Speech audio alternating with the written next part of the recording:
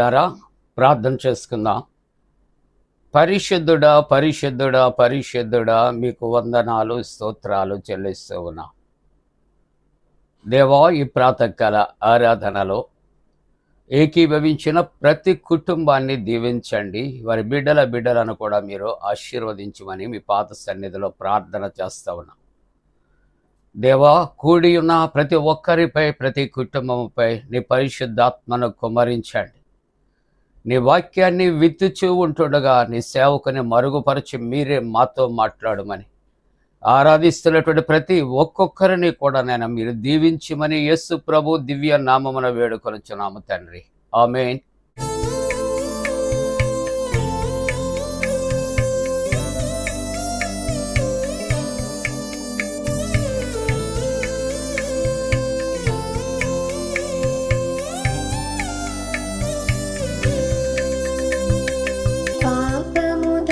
చూసుమి పశ్చాత్తాపము పొందుసుమి, పాపముదల చూసుమి పశ్చాత్తాపము పొందుసుమి, దాపని యేసుని పాదముల పడి పాపము వీడుసుమి, దాపని యేసుని పాదముల పడి పాపము వీడుసుమి, పాపము చేయకుమి యేసుని గాయము రేపకుమి, పాపము చేయకుమి యేసుని గాయము రేపకుమి, పాయక పాపము చేసిన మనస కాయడు యేసుసుని,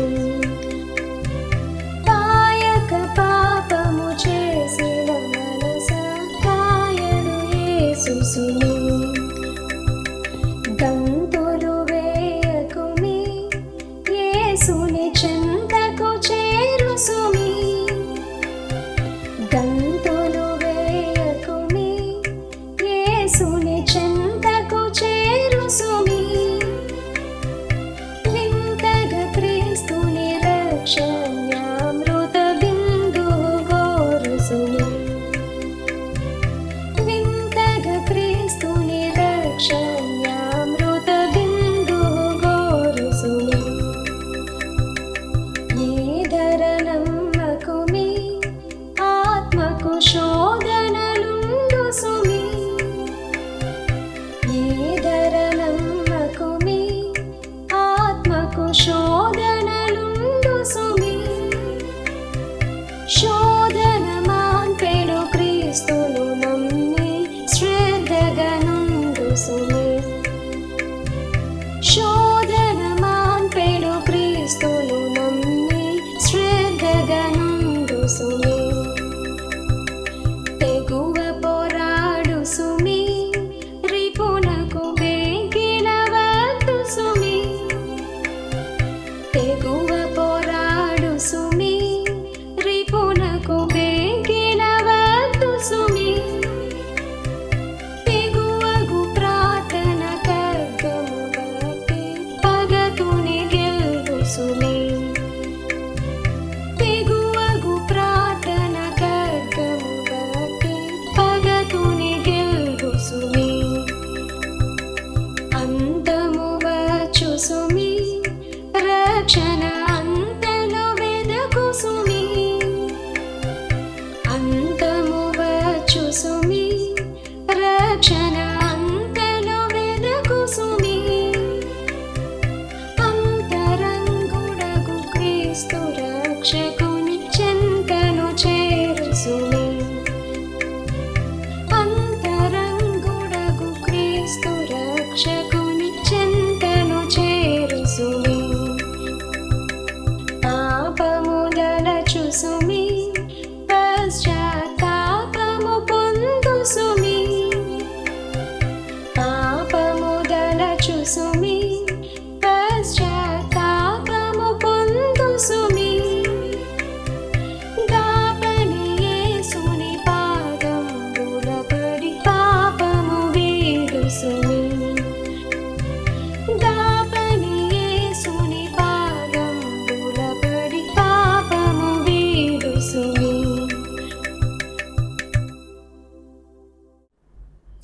ప్రియులారా, ప్రభు పేరిట మీ అందరికీ కూడా శుభాలు మేము తెలియజేస్తా ఉన్నా.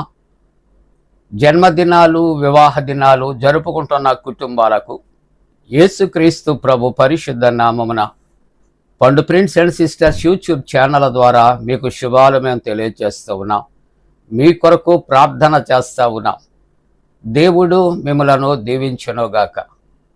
మంచిదండి, మీరంతా క్షేమంగా ఉన్నారు కదా? సంతోషంగా, ఆరోగ్యంగా, ఆనందంగా ఉన్నారా? అయితే దేవునికి వందనాలు చెల్లిందాం. మరి లెంటిలో 30వ దినము కొరకు ఏర్పాటు చేయబడినటువంటి పరిశుద్ధ లేఖనాన్ని మనం కలిసి చదువుకుందాం.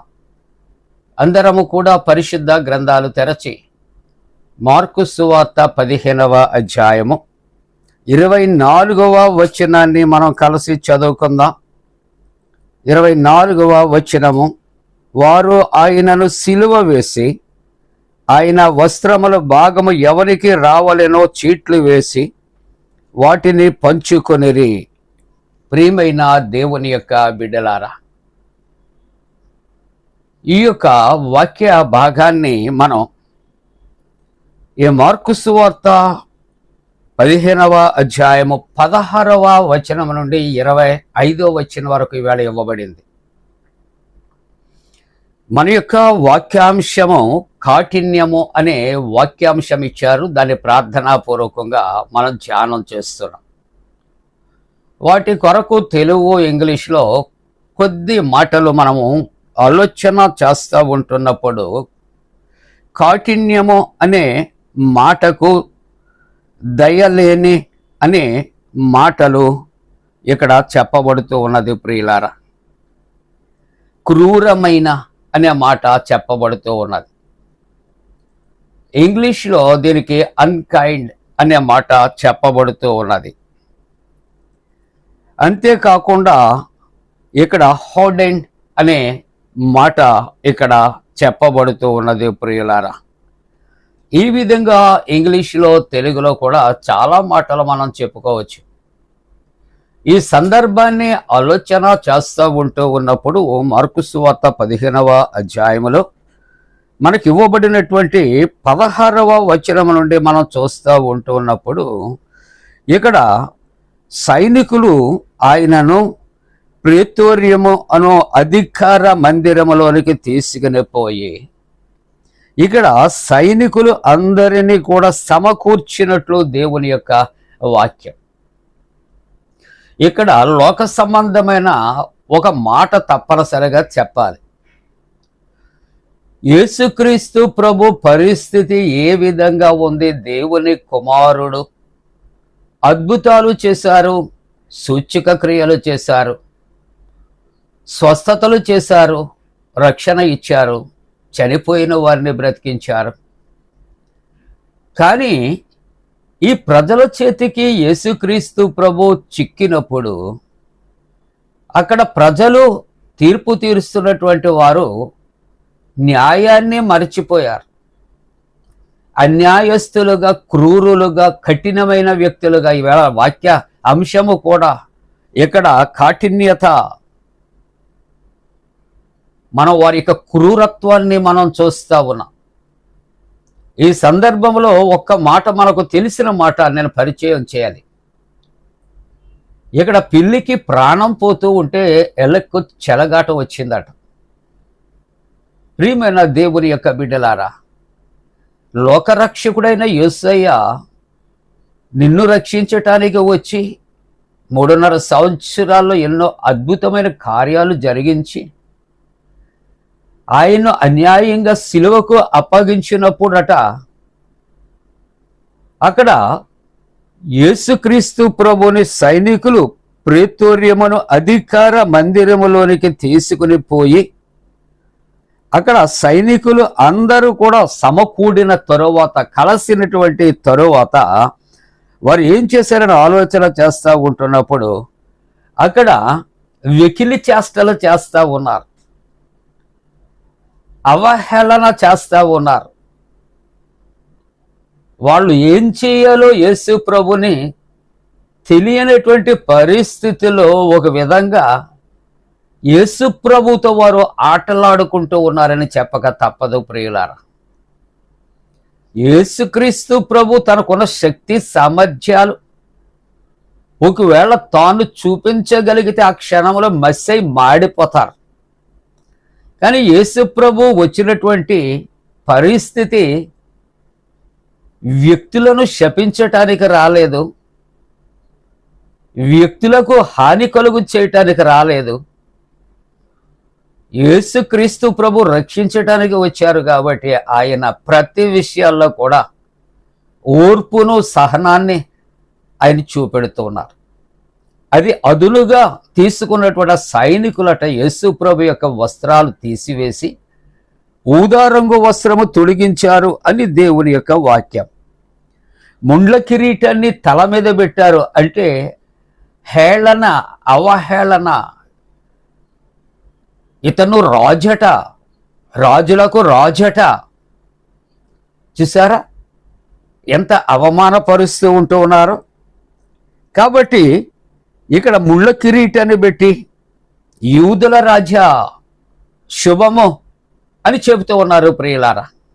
లోకం యొక్క పోకడ ఎలాగో ఉందో ఒకసారి ఆలోచన చేశారా? మరొక సామెత గుర్తుకొస్తుంది నాకు. నక్క నూతులో పడితేనట అక్కడ నలుగురు కూడా 40 రాళ్ళు ఇస్తారట. తీయవలసిన మానవత్వం పోయి ఆ పడినటువంటి జీవిని హింసిస్తూ చంపటానికి ఇష్టపడ్డారట. ఇక్కడ కూడా ఇదే సందర్భంలో నీతిమంతుడు అయిన యేసు ప్రభువుని వాళ్ళు అపహసిస్తూ అవహేళన చేస్తూ ఆయన వస్త్రములు తీసివేస్తూ ఆయనను రాజుగా ఉన్నావని సిగ్గుపరచటానికి ముళ్ళ కిరీటాన్ని పెట్టి యూదుల రాజా నీకు శుభమని చెప్పి రెల్లుతో ఆయన తల మీద కొట్టి ఉమ్మి వేసి మోకాళ్ళుని ఆయనకు నమస్కారం చేసి అపహసించి, ఇదే వాక్యం ఒకవేళ మానవాళికి అర్థమయ్యే విధంగానేమో తలవన తలంపుగా 2-3 దినాల నుండి ఇదే వాక్యం కంటిన్యూ అవుతుంది. కానీ ఇక్కడ ఇచ్చినటువంటి అంశం మాత్రం వేరు అంశాలు ఇస్తూ ఉన్నారు. అంటే ఇక్కడ మనం చదవటానికి కారణం చదివిన వాక్య భాగములు వ్యక్తుల యొక్క మనస్తత్వము, క్రూరత్వము, కఠినత్వము కలుగుతూ ఇక్కడ మనకు తెలుస్తూ ఉన్నది ప్రియులారా. బహుశా ఈ మానవుని యొక్క జీవితములో మానవునికి ఉన్నటువంటి కఠినత్వము, కఠినమైనటువంటి మనస్సును బట్టినేమో దేశముల అరాచకాలు, ఒకరిని ఒకరు కాల్చుకుని చంపటం, ఒకరిని ఒకరు హత్య చేయటం, ఒకరిని ఒకరు అవమానపరుచుకుంటాం. దీనికి కారణం ఏమిటని ఆలోచన చేస్తే ప్రభు అంటాడు మీలో రాతి గుండె ఉన్నది. కానీ దేవుని వాక్యం ఉంటుంది మీలో ఉన్న రాతి గుండెను తీసివేసి మాంసపు గుండెను నేను ఇస్తాను, మాంసపు గుండెగా నేను మారుస్తాను. కానీ మానవుడు తన గుండెను, హృదయాన్ని తాను మెత్తనైన మాంసపు గుండెగా మార్చుకుంటానికి ఇష్టపడటం లేదు. కానీ దినదినము కూడా కఠినపరుచుకొని చేయకూడనటువంటి అవాంఛనీయమైనటువంటి సంఘటనలు చేయటానికి అపవాది వ్యక్తులను ఇక్కడ పురిగొలుపుతూ ఉన్నట్లుగా మనము చూస్తూ ఉంటూ ఉన్నాం ప్రియులారా. యేసుక్రీస్తు ప్రభు కట సిలువ వేసి ఆయన యొక్క వస్త్రములు ఏం చేశారట, ఆ భాగం ఎవరికి రావాలో అని చీట్లు వేసి వాటిని పంచుకుంటూ ఉన్నారు. ఆయన అయ్యో దైవ కుమారుడు మానవ మాతృడుగా వచ్చాడు, ఆయన ఎవరికి ఏ హాని చేయలేదే, అపకారి కాదే, అందరికీ ఉపకారే, ప్రాణప్రదాతే. అటువంటి వ్యక్తికి ఇలాగు జరుగుచున్నదా అనే ఉద్దేశ్యాలు ఎవరికి లేక ఆ సైనికులట చాలా క్రూరంగా వారు ప్రవర్తిస్తున్నారు. వారి హృదయము కఠినమైనది అని దేవుని యొక్క వాక్యం. యెహెజ్కేలు గ్రంథము 2వ అధ్యాయము 3వ వచనములో ఆయన నాతో ఇట్లనను, నరపుత్రుడా, నా మీద తిరుగుబాటు చేసినటువంటి జనులందరి కొరకు ఇశ్రాయేలీయులు దగ్గరకు నేను పంపుచూ ఉన్నాను. వారి పితరులు నా మీద వారు తిరుగుబాటు చేసినటువంటి వారు ఇశ్రాయేలు ప్రజలే కదట. వారి పితరులు దేవుని మీద సృష్టికర్త మీద తిరుగుబాటు చేశారు. కాబట్టి 4వ వచనంలో అంటాడు, వారు సిగ్గుమాలినటువంటి వారు కఠిన హృదయులై ఉన్నారు. కాబట్టి యెషయా గ్రంథం 46వ అధ్యాయం 12వ వచనంలో చూస్తూ ఉన్నప్పుడు కఠిన హృదయులైనటువంటి, ఇదిగో నీతికి దూరముగా ఉన్న వారలారా నా మాట ఆలకించండి. నిర్గమాకాండము 9వ అధ్యాయం 7వ వచనంలో, అయినను అప్పటికిని ఫరో హృదయము కఠినమైనది కాబట్టి జనులను పంపనొల్లకపోయాను. ఐగుప్తులో ఇశ్రాయేలీయులు ఎన్నో శ్రమలు అనుభవిస్తూ ఉంటుండగా వారు మొరపెట్టినప్పుడు దేవుడు ఆలకించాడు, బాధలు నిశ్చేమగా చూచాడు, మోషేని పిలిచాడు, పంపించాడు. అయ్యా ఇదిగో స్వదేశానికి తిరిగి పంపకపోతే నీ చేతిలో ఉన్నటువంటి ఈ కర్ర చేత నువ్వు అక్కడ ఇదిగో ఈ సూచక క్రియలు చేయమన్నప్పుడు ఆయన ఎన్నో సూచక క్రియలు ఆయన చేశాడు. కానీ వారి హృదయమట కఠినమైపోయింది అని దేవుని యొక్క వాక్యము ప్రియులారా. అందుకే యెహెజ్కేలు గ్రంథంలో 15వ అధ్యాయంలో 7వ వచనంలో, నేను వారి మీద కఠిన దృష్టి నిలుపుదును, వారు అగ్ని తప్పించు కొనినను అగ్ని వారిని దహించును, వారి మీద నేను కఠిన దృష్టి కలిగిన వాడినై ఉండగలిగినటువంటి యెహోవాను నేనని వారు తెలుసుకుంటారు. చివరకు వ్యక్తుల యొక్క జీవితాలు దేవుని యొక్క ప్రబోధాల ద్వారా మార్చుకోలేకపోతే, హృదయాలు ఇంకా కఠినపరచుకుంటే, వాళ్ళు రక్త పిపాసి కలిగిన వ్యక్తులుగా జీవిస్తే ప్రభు అంటాడు, వారి మీదకి నేను అగ్ని పంపిస్తాను, వారు తప్పించుకోరు. ఈ ఉదయకాలపు ఆరాధనలో ప్రభు ఆయన వచ్చినటువంటి ఆ ప్రత్యేకమైనటువంటి సందర్భం ఏమిటనో ఆలోచన చేస్తే, మానవునిలో ప్రేమ పుట్టించటానికి, పొరుగువానిని ప్రేమించటానికి ప్రభు ఎన్నో విధాలు మాదిరి ఆయన చూపెడుతూ చివరకు సిలువలో కూడా తన ప్రాణమును పెట్టే ప్రేమ లోకానికి వ్యక్తపరుస్తున్నాడు. కానీ 3.5 సంవత్సరాలు ఆయన గొప్పతనాన్ని చూసినటువంటి ఆ వ్యక్తులు, ఆ సైనికులు ఆయన వేసుకున్నటువంటి వస్త్రాలు పంచుకుంటానికి చీట్లు వేసుకున్నటువంటి కఠినులుగా ఉన్నారని దేవుని యొక్క వాక్యం. ప్రియులారా, మానవుని జీవితంలో కఠినత్వము అనేది దూరం చేసుకొని ప్రభువుకి కలిగిన ఈ మనస్సు కలిగి ఉంది. అలాగుండటానికి దేవుడు తన పరిశుద్ధాత్మకుడిని మనపై మెండుగా కుమరించునుగాక. ఆమేన్. ప్రియులారా, ప్రార్థన చేసుకుందాం. మహోన్నతుడా, శిలువదారి ప్రభువా, లెంటిలో 30వ దినము కొరకు నాయన ప్రార్థన చేస్తూ ఉన్నాం. ప్రభువా, ప్రతి దినము కూడా వాక్య ధ్యానాల్లో ఏకీభవిస్తున్న ప్రతి కుటుంబము ఆశీర్వదించి దీవించండి. ఆధ్యాత్మికంగా ప్రతి ఒక్కరిని బలపరచండి, రక్షణలో నడిపించండి. ప్రభువా, ఇదిగో బలహీనులయ్యున్న వారిని బలపరచండి. సత్యం గారు, చెదలవాడ, వారి పరిపూర్ణమైన స్వస్థత కొరకు ప్రార్థిస్తున్నాం. యాక్సిడెంట్ అయిన బిడ్డలు నా ప్రభువా కోలుకుంటూ ఉన్నారు. పరిపూర్ణమైనటువంటి ఆరోగ్యాన్ని కలుగు చేయండి. ఇంకా హాస్పిటల్లో ఉన్నటువంటి బిడ్డలు, అలాగే జ్వర తీవ్రతతో ఉన్నటువంటి బిడ్డలను దర్శించండి. గుండె బలహీనతగా ఉన్నటువంటి బిడ్డలను కూడా నాయన నీ పరిశుద్ధ హృదయాన్ని వారిలో ప్రోక్షించి పరిపూర్ణమైన స్వస్థత, ఆరోగ్యం కలుగు చేయండి. అలాగే వివిధ రకాల వ్యాధి బాధలతో ఉన్న వారిని తండ్రి దర్శించమని ప్రార్థన చేస్తున్నాం. నాయన, జరిగిన 10th ఇంటర్మీడియట్ పరీక్షలు రాసిన బిడ్డలకు జయం ఇచ్చి, నాయన జరగనయ్యున్నటువంటి నాయన మరి డిగ్రీ తదితర పరీక్షలు రాస్తున్న బిడ్డలకు కూడా జయము కలుగు చేయండి.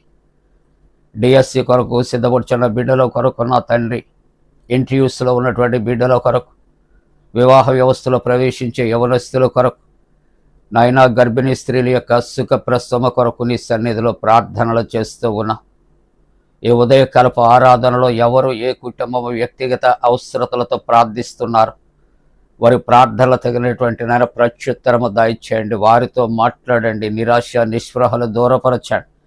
నీ సన్నిధి కాంతి ఉదయింపచేయమని ప్రార్థన చేస్తూ యేసు ప్రభు దివ్య నామమున వేడుకొనుచున్నాము తండ్రి.